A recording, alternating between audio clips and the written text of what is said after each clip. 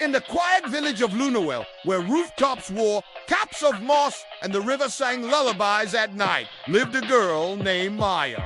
Maya wasn't the loudest, fastest, or most daring child, but she had a gift. She could see magic where others saw nothing. She noticed how dandelions bowed when the wind whispered, how shadows danced just before sunset, and how, on the night of the full moon, the air sparkled like crushed pearl. One evening, as she sat by her window watching the moon rise, she saw something strange. A single petal of light fell from the sky. It drifted down like a snowflake, glowing soft silver, and landed in her palm.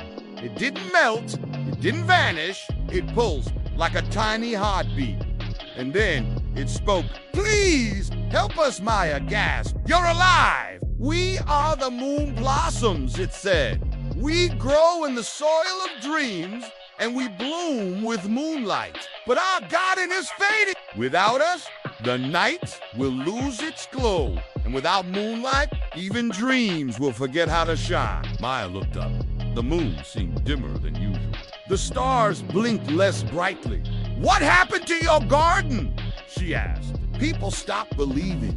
The petals sighed. They pull their curtains tight, they fear the dark, they forget to look up. And when no one sees the magic, it begins to fade. Maya's heart ached. What can I do? You're a moon tender, the petal said. You've always been one, you just didn't know it. If you plant me in kind soil and care for me with wonder, I may grow again. Maya didn't hesitate. She ran to her backyard, where her mother grew herbs and flowers, and dug a small hole beneath the old willow tree. She placed the glowing petal inside, covered it gently, and whispered, grow, little light. Then she waited. Chapter 2, the first bloom for 3 nights.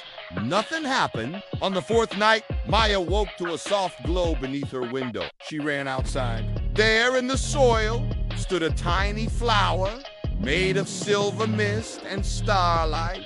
Its petals shimmered like liquid moonlight. At its center, a soft hum vibrated in the air. Maya knelt. You grew! The flower didn't speak, but it nodded, ever so slightly. She ran inside and brought her sketchbook. She drew it carefully, adding notes. Glow, strongest at midnight. Sound, like wind chimes in. Slow motion. Needs, quiet, kindness, and someone to believe. That morning, she told her best friend Leo about it. He squinted. You planted a moonlight flower? Maya nodded. And it's real. Leo didn't laugh. He wasn't like that. He was the kind of boy who collected smooth stones and said, this one feels ancient. So that night, he came to see for himself. When the moon blossom glowed, Leo's eyes widened. It's beautiful! From then on, they became moonlight keepers. They watered it with rainwater caught in a jar. They sang to it softly. They even read its stories. The very hungry caterpillar on Tuesdays, the wind in the willows on Fridays, and slowly, the flower grew stronger. One night, it released a second petal, just like the first.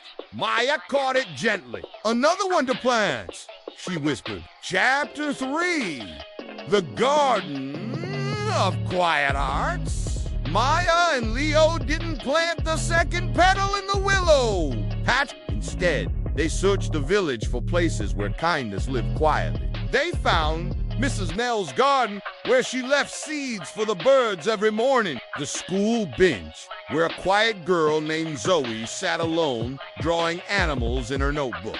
The park path, where an old man named Mr. Finch always picked up litter. No matter the weather, they planted one petal in each place. And one by one, new moon blossoms began to grow. Not tall, not loud, but glowing. People began to notice. Children paused on their way home. Parents pointed. Even the mayor stopped his car to stare. And something strange happened. Where the flowers bloomed, people slowed down. They smiled more. They listened better.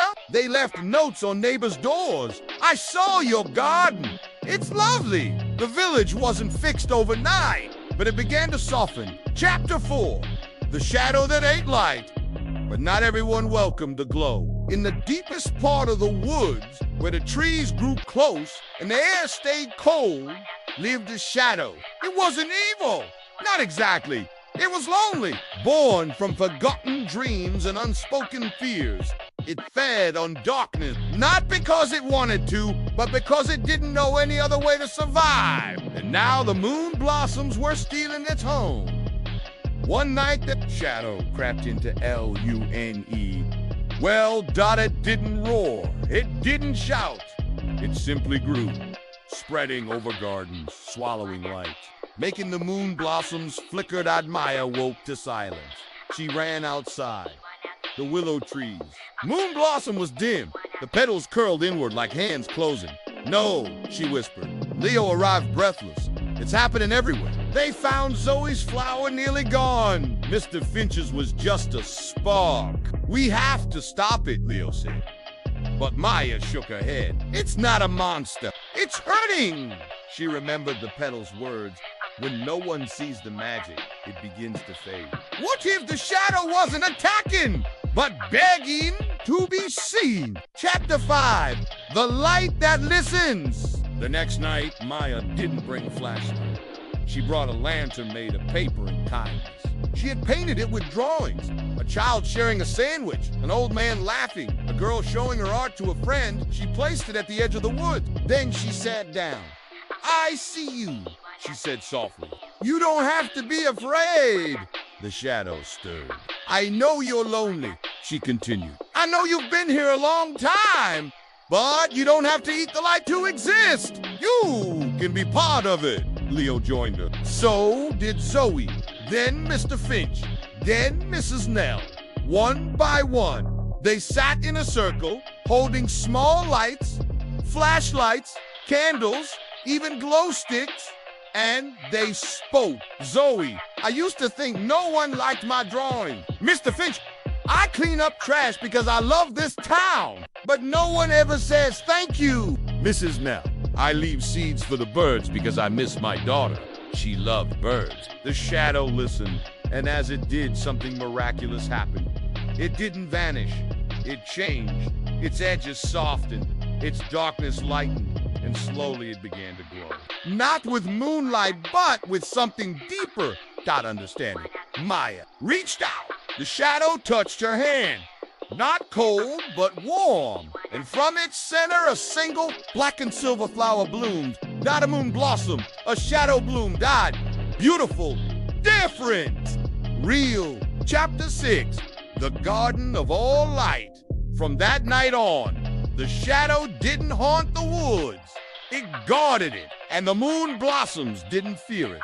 They grew around it. Maya and Leo started a new project, the Garden of All Light. They planted moonblossoms where joy lived. They planted shadow blooms where sadness had been held too long. They planted both where healing was needed. Children visited after school.